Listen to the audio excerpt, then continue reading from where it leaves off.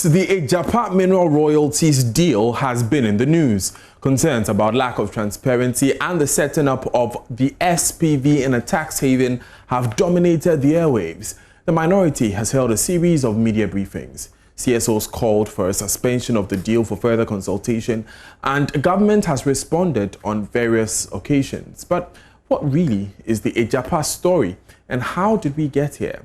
Well, let's look at the timelines. It began on the 28th of September 2018, where Parliament, at the end of a one-week emergency sitting, approved the Minerals Income Investment Fund Bill 2018 to allow governments to set up MIIF to receive royalties from mineral resources and invest them. The bill allows for the creation of a special purpose vehicle, SPV, in any jurisdiction for use to undertake such investments. On the 3rd of December, a few months afterwards, the President signed the MIIF bill into law.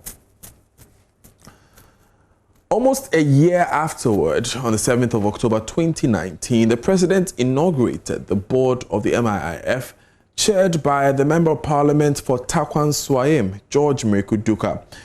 In just under a month, government, through MIIF, incorporated Asase Royalties Limited with the Jersey Financial Services Commission in Bailiwick of Jersey, a tax haven independent Channel Island near the UK. That was on the 5th of November specifically.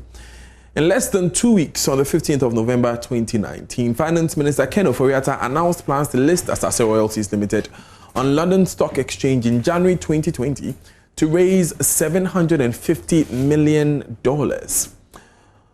On the 23rd of January 2020, governments disclosed it had temporarily suspended initial public offering on the London Stock Exchange to allow for it to amend rules that will govern the operations of Asase Royalties Limited. So on the 15th of July 2020, more recently, government laid the bill in Parliament to allow to amend the Minerals Income Investment Fund MIIF law so that any SPV established would have unfettered independence and not be required to operate in accordance with the Public Financial Management Act and the State Interest Governance Authority Act.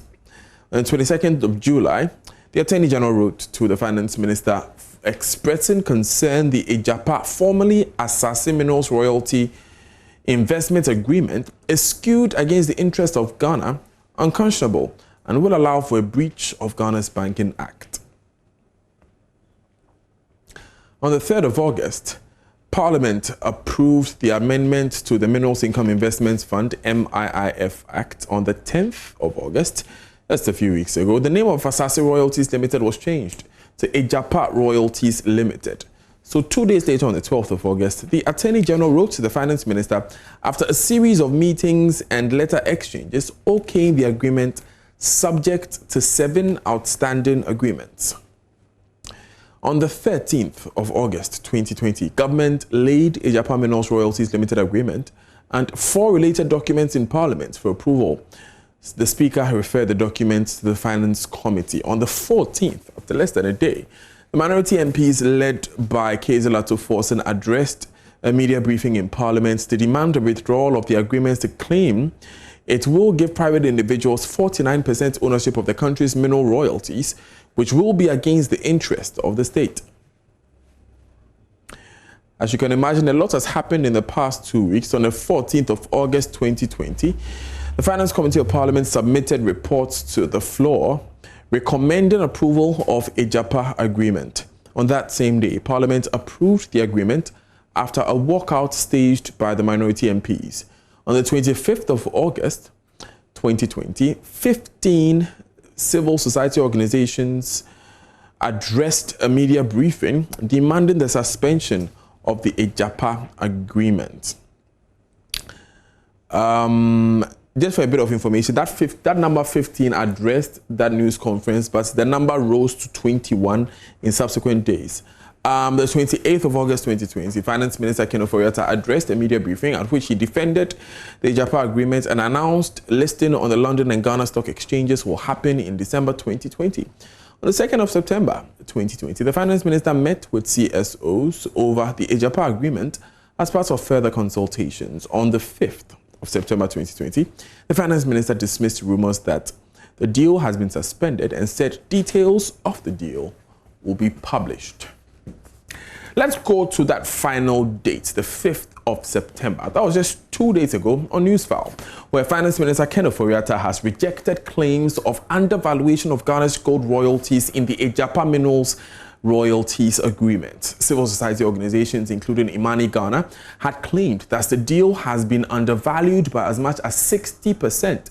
But speaking on Newsfile, the Finance Minister said the CSOs have misconstrued the stated capital in the deal as the market's value. According to him, the real value of the commodity will be established after it is put on the stock market. You know, also you price at the point of which you've done the roadshow. And you're giving up to, as they say, 3 years. And you're talking about a signing for, as it were, in perpetuity. And they say they were giving only 3 years of cash flow. And that's not sufficient enough to assess them to make, you know, take a good oversight responsibility for the people. Samson, what do you have? And you know, there's fact and there's truth, right. Okay? And I think we need to be clear about that.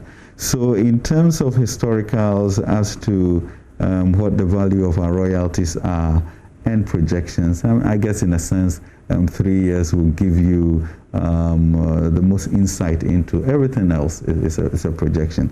So once you have the 3 years, you have a clear view of what is going. But the issue going forward with these transactions of valuation is that in the end, you are going to do this as a multiple of the net asset value compared to what else is on the market. And that's what happens. Yeah. In the same way in which I go to Parliament, I ask for their forbearance and they give me approval to go and get $3 billion. Now, as to whether it's going to be 41 years, it's going to be 6.875%, etc. I can't even begin to do that. And that's $3 billion, okay? So we are looking at an issue of 500 million, for example, if we wanted to just do nominal. So the fact of the matter is that, yes, there was a 3-year cash flow in which we understood. Everything else is projection. Dividend policy, you can't declare, except that when you look at comparables, you know that they typically do 30%. So it's not a question of mischief or trying to keep information away from Parliament. So you cure that and you move. So what are we trying to do for the nation, and we move on that. Now, he also described as false claims that the Attorney General was not part of the process.